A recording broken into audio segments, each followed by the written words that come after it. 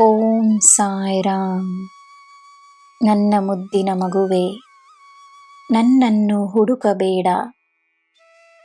ನಾನು ನಿನ್ನ ಜೊತೆಯೇ ಇದ್ದೇನೆ, ಮರೆಯಬೇಡ. ಒಂದು ವಿಷಯದ ಬಗ್ಗೆ ಸರಿಯಾಗಿ ಅರಿಯದೆ ಅದರ ಬಗ್ಗೆ ಮಾತನಾಡುವವರನ್ನು ಕಂಡು ಕೋಪಗೊಳ್ಳಬೇಡ. ಅವರಿಗೋಸ್ಕರ ಒಂದು ಪ್ರಾರ್ಥನೆಯನ್ನು ಮಾಡು. ಅವರು ಜ್ಞಾನವಂತರಾಗಲು ಪ್ರಾರ್ಥಿಸು. ಜೀವನ ತನ್ನ ಪಾಠಗಳನ್ನು ಎಲ್ಲರಿಗೂ ಕಲಿಸುತ್ತದೆ. ಅವರ ಬಗ್ಗೆ ಚಿಂತೆಯನ್ನು ಬಿಡು.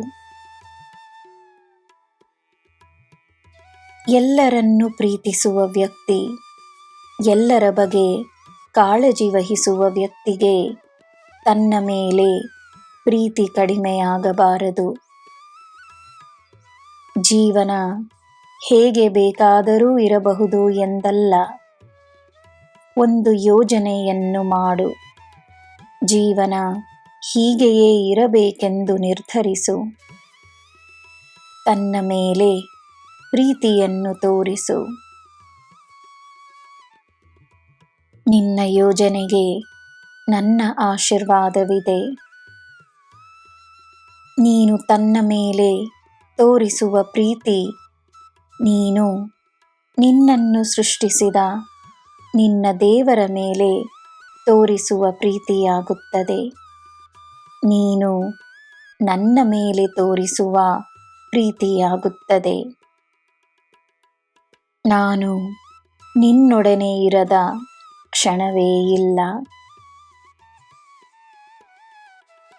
ಚಿಂತೆಗಳನ್ನೇ ನಿನ್ನ ಜೀವನವಾಗಿಸಿಕೊಂಡ ಮೇಲೆ ನೀನು ರಾತ್ರಿಯಲ್ಲಿ ಚೆನ್ನಾಗಿ ಮಲಗುವುದಾದರೂ ಹೇಗೆ?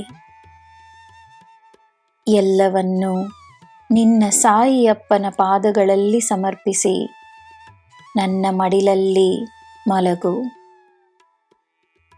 ನಿನ್ನ ಮನಸ್ಸಿಗೆ, ನಿನ್ನ ದೇಹಕ್ಕೆ, ನಿನ್ನ ಆತ್ಮಕ್ಕೆ ಸ್ವಲ್ಪ ವಿಶ್ರಾಮವನ್ನು ನೀಡು. ನನ್ನ ಮಗುವೆ, ಪಾಪಗಳ ಬಗ್ಗೆ ಹೆಚ್ಚಾಗಿ ಯೋಚಿಸಬೇಡ. ಪುಣ್ಯಗಳ ಮೇಲೆ ದೃಢವಾದ ನಂಬಿಕೆಯನ್ನು ತೋರಿಸು. ನಿನ್ನ ಪುಣ್ಯಗಳಿಂದಲೇ ನಿನಗೆ ನಾನು ಸಿಕ್ಕಿರುವೆನು. ನಿನಗೆ ನಾನಿದ್ದೇನೆ. ನಿನಗೆ ಎಲ್ಲ ಶುಭವೇ. ಜೈ ಸಾಯಿರಾಮ್.